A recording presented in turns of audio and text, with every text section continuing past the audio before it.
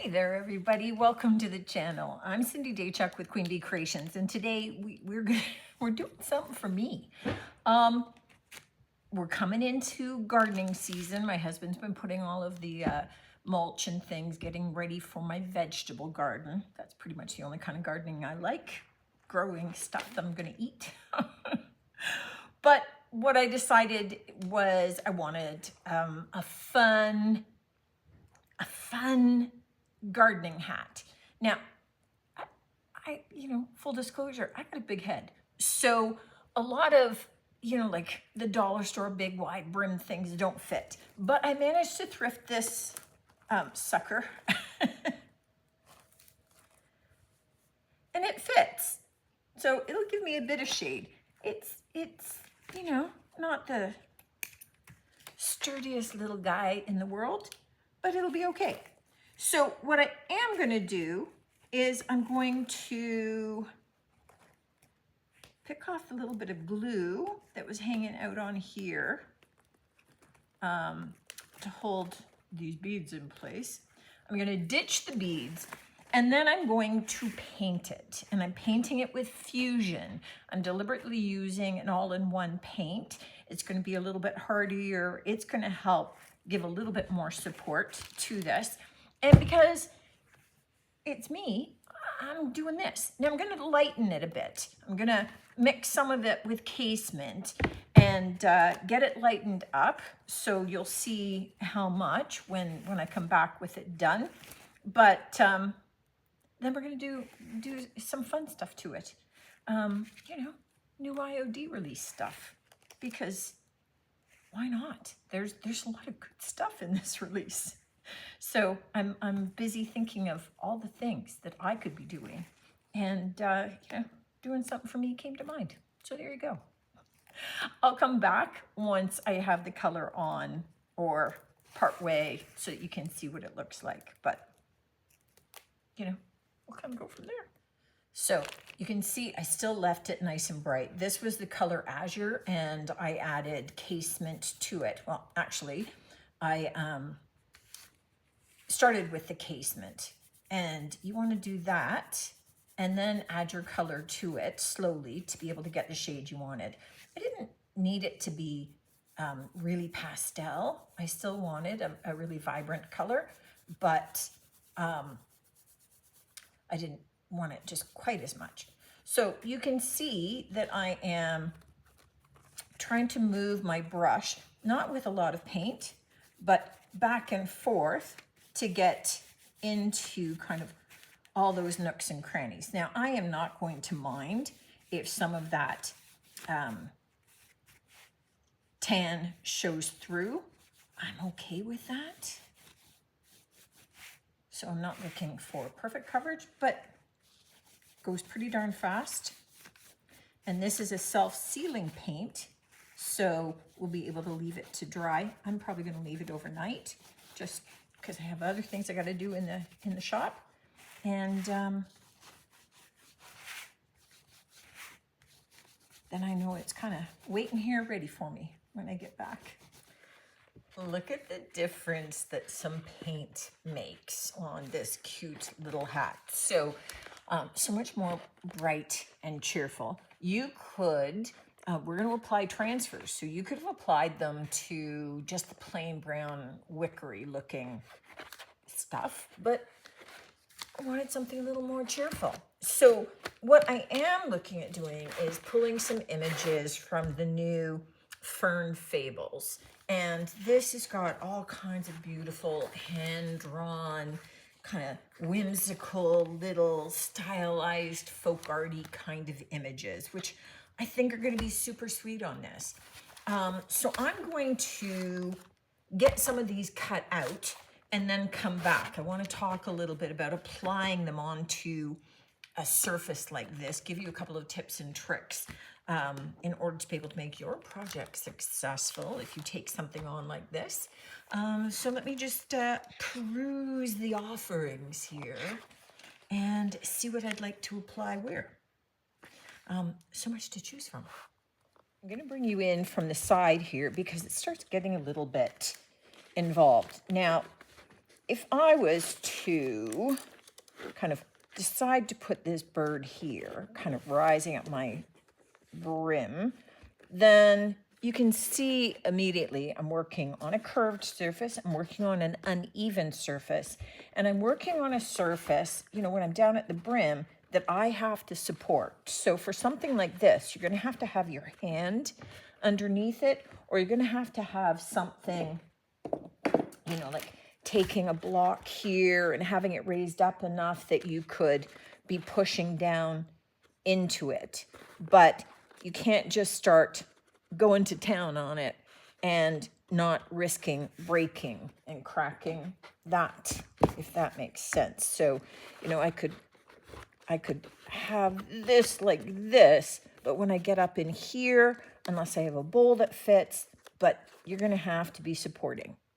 And that's just part of the challenge with this, apart from, you know, a little bit of a curved surface. So I can see that I'm going to have to curve a little bit here, and cutting some slits, I'm going to need them higher, is going to allow me to go up that surface, and I'm just going to overlay a little bit. So you can see there that I can start to get that to fit and to work before I pull off the backing and start futzing. So I know I want my bird head to be sort of centered. I'm taking that ridge as being center point so I don't drive myself crazy. And I'll take its eye to do that. So I'm going to start on the tail. Now, usually we just kind of rub these on and we're cool.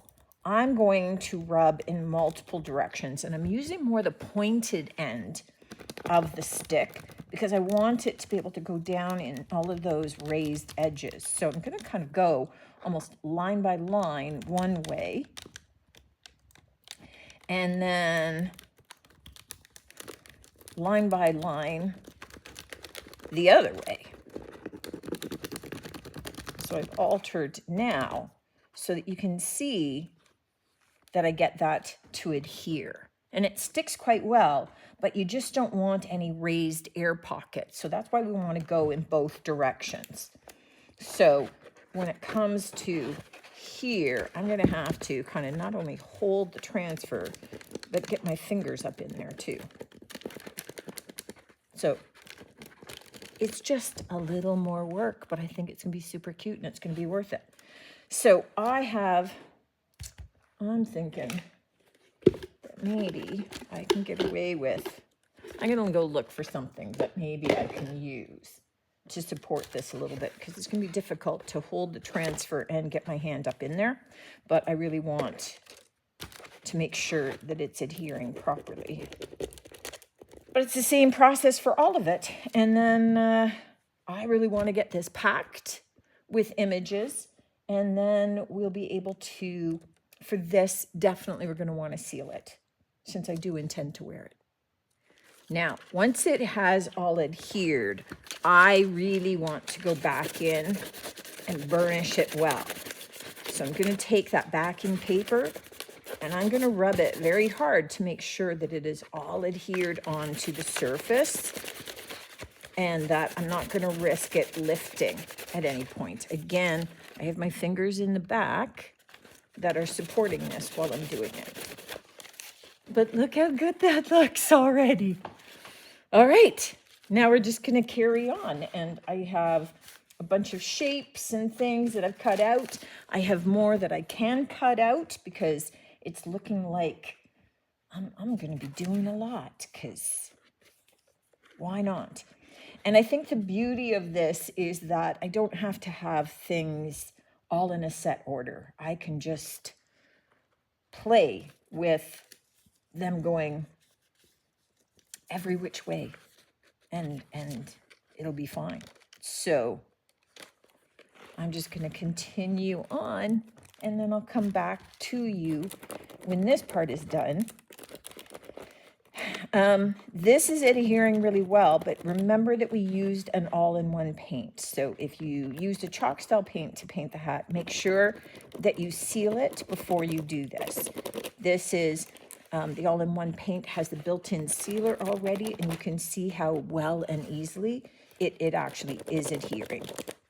But you just want to make sure, even if it comes off the transfer paper when you're scrubbing in one direction, make sure you still go back and do the other direction, just to ensure that is stuck into all of the nooks and crannies.